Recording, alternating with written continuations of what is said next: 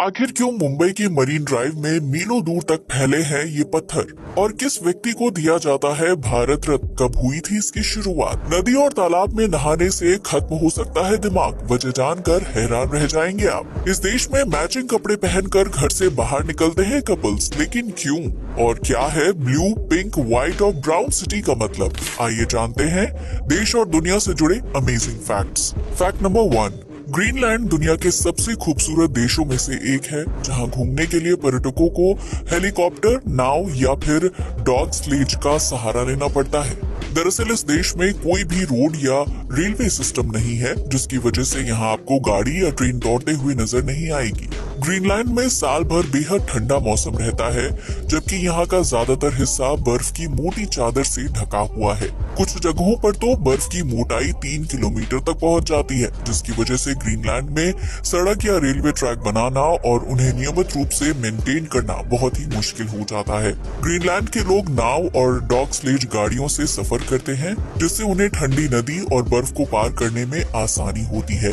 वहीं अगर कोई इंसान ग्रीनलैंड घूमने के लिए जाता है तो उन्हें नाव, डॉग स्लेज गाड़ी और हेलीकॉप्टर से सफर करना पड़ता है। फैक्ट नंबर 2, फ्रांस के पेरिस शहर में एफिल टावर प्रसिद्ध पर्यटन स्थल है, जो मौसम के हिसाब से अपना आकार बदलता है। जी हाँ, आपने बिल्कुल सही सुना। एफिल टावर को लोहे से बनाकर तैयार किया गया है। गर्मी के मौसम में ज्यादा धूप पड़ने की वजह से एफिल टावर का लोहा फूल जाता है और उसका आकार बढ़ जाता है। वहीं सर्दी के सीजन में मेटल ठंड की वजह से सिकुड़ जाता है और इसकी वजह से एफिल टावर का साइज 6 इंच तक पतला हो जाता है। इतना ही नहीं, फ्रांस सरकार ने रात के समय एफिल टावर की तस्वीर क्लिक करने पर प्रतिबंध लगाया है, लेकिन अगर किसी व्यक्ति को तस्वीर क्लिक करनी है तो उसे आधिकारिक रूप से इसके लिए परमिशन लेनी पड़ती है। फैक्ट नंबर 3, धार्मिक स्थलों में पूजा पाठ को लेकर कई तरह के नियमों का पालन किया जाता है, जिसमें कपड़ों का विशेष ध्यान रखना पड़ता है। खासतौर से राजस्थान के नागौर जिले में मांझवास गांव के पशुपतिनाथ महादेव मंदिर में पूजा करने से पहले पुरुषों और महिलाओं को विशेष ड्रेस कोड फॉलो करना पड़ता है, जिसके तहत पुरुषों को धोती कुर्ता और महिलाओं का साड़ी पहनना अनिवार्य है। बताया जाता है कि इस मंदिर की स्थापना नेपाल में पशुपतिनाथ महादेव मंदिर के महंत से इजाजत लेने के बाद की गई थी, जब गांव के पास जमीन से चमत्कारी शिवलिंग निकाला था। इसके बाद गांव के पुजारी ने नेपाल के महंत से बातचीत की और उनसे पशुपतिनाथ महादेव मंदिर बनाने की अनुमति मांगी थी। फिर मंदिर का काम पूरा होने के बाद उस शिवलिंग को 12 ज्योतिर्लिंगों के दर्शन के बाद गर्भगृह में स्थापित किया गया था। इस शिवलिंग को 12 ज्योतिर्लिंग की यात्रा करवाने में पूरे 45 दिन का समय लगा था, जबकि गांव में शिवलिंग की स्थापना से पहले यज्ञ हवन करवाया गया था। नागौर जिले में पशुपतिनाथ महादेव मंदिर की मान्यता काफी ज्यादा है, जहां पूजा करने से पहले भक्तों को ड्रेस कोड का पालन करना पड़ता है। फैक्ट नंबर 4, वैसे तो देश के हर शहर और गली नुक्कड़ में एटीएम होता है, लेकिन क्या आप जानते हैं कि भारत की सबसे खूबसूरत एटीएम मशीन कहाँ है? अगर नहीं तो हम आपको बता दें कि जयपुर के नाहरगढ़ फोर्ट में एसबीआई का एटीएम है, जिसे देखकर आपकी आंखें खुली की खुली रह जाएंगी। इस एटीएम को महल का लुक दिया गया है, जिसके बाहरी डिजाइन पर खूबसूरत नक्काशी देखने को मिलती है।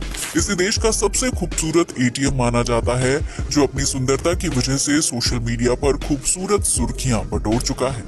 फैक्ट नंबर 5, आज के फैशन भरे दौर में लोग मैचिंग कपड़े पहनना पसंद करते हैं, लेकिन क्या आप जानते हैं कि साउथ कोरिया में कपड़ों को लेकर एक अजीबोगरीब नियम का पालन किया जाता है।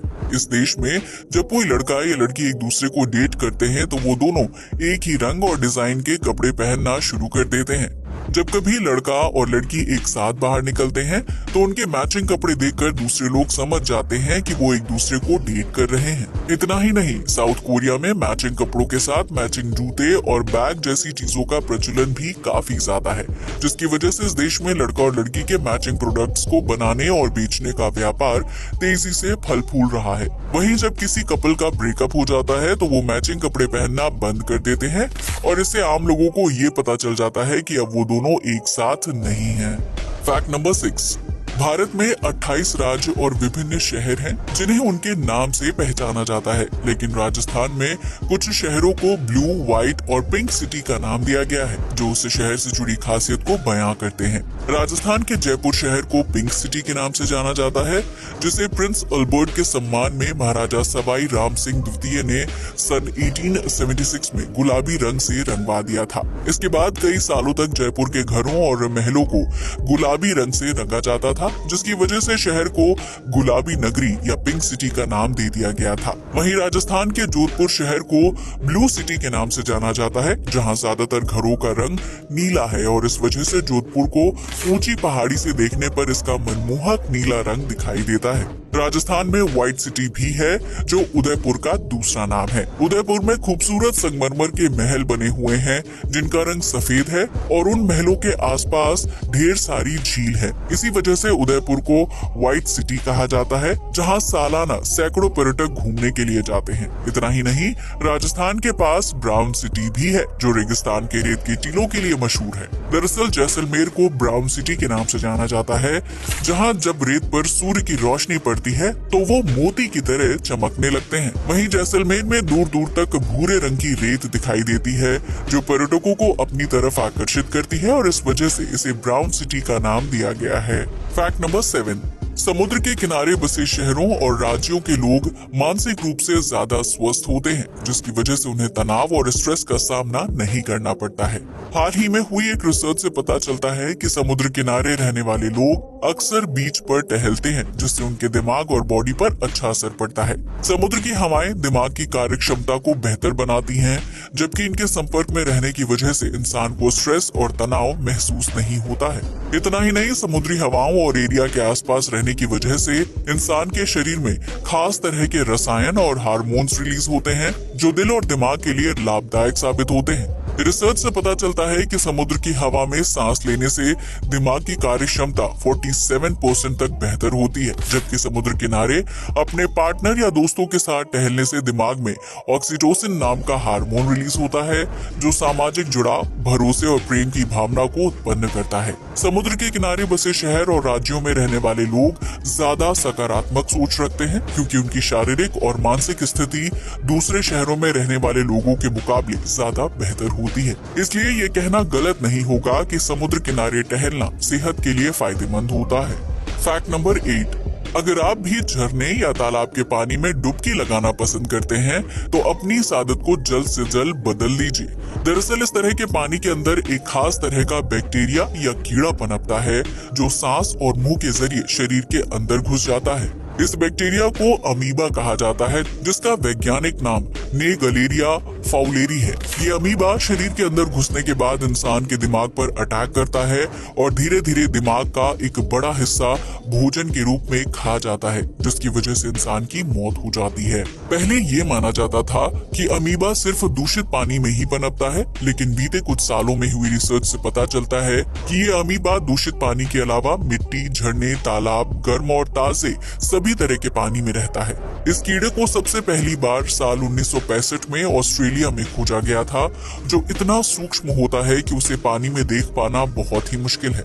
अगर ये अमीबा किसी इंसान के शरीर में अंदर घुस जाता है तो उसे सिर दर्द, उल्टी और बुखार जैसी समस्या होने लगती है। अमीबा का असर शरीर पर महज 12 दिन बाद ही होने लगता है, जबकि तब तक ये कीड़ा दिमाग के एक बड़े हिस्से को खाकर खत्म कर चुका होता है। इसलिए छोटे बच्चों को झरने और तालाब के पानी में नहाने से रोका जाता है, क्योंकि ये कीड़ा बच्चों के दिमाग को ज्यादा तेजी से नुकसान पहुंचाता है। फैक्ट नंबर 9, देश की महानगरी मुंबई में मरीन ड्राइव एक बहुत ही फेमस जगह है, जहां समुद्र किनारे बड़े बड़े पत्थर मीलों दूर तक फैले हुए हैं। इन पत्थरों को टेट्रापॉड के नाम से जाना जाता है, जिनके कुल 4 पैर होते हैं। सीमेंट और कंक्रीट से बने ये पत्थर समुद्री लहरों को मुंबई शहर में दाखिल होने से रोकते हैं, जिनसे रोजाना कई छोटी बड़ी लहरें टकराती हैं। टेट्रापॉड की बनावट ऐसी है कि ये पत्थर आपस में जुड़कर एक खास तरह का लॉक सिस्टम तैयार करते हैं, जिससे मरीन ड्राइव पर समुद्र किनारे एक मजबूत दीवार खड़ी हो जाती है। इन पत्थरों को फ्रांस से मंगवाया गया था जब समुद्र की लहरें मरीन ड्राइव की सड़कों और दीवारों को नुकसान पहुंचा रही थी। पूरी मरीन ड्राइव पर इन पत्थरों को फैला दिया गया था, जिससे समुद्र की लहरों का जोर कम हो जाता है और मुंबई शहर में रहने वाले लोग सुरक्षित जीवन जी पाते हैं।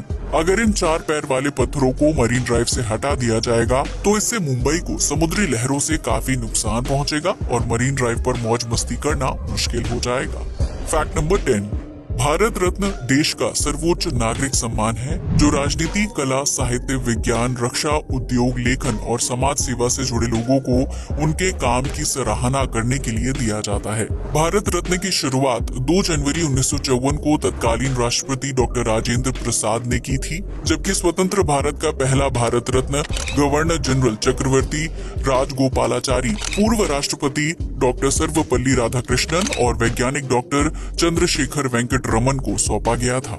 शुरुआत में भारत रत्न सिर्फ जिंदा व्यक्तियों को ही दिया जाता था, लेकिन साल 1955 में इस अवार्ड को लेकर नया प्रावधान जोड़ा गया था और उसके तहत मृत व्यक्ति को उसके सराहनीय काम के लिए भारत रत्न से सम्मानित किया जाता है। भारत में हर साल 26 जनवरी को विभिन्न क्षेत्रों में बेहतरीन काम करने वाले लोगों को भारत रत्न से सम्मानित किया जाता है, जबकि जंग में अपनी जान गंवाने वाले सैनिक की जगह उनके परिवार के लोग इस सम्मान को स्वीकार करते हैं। आज के लिए बस इतना ही। जय हिंद दोस्तों।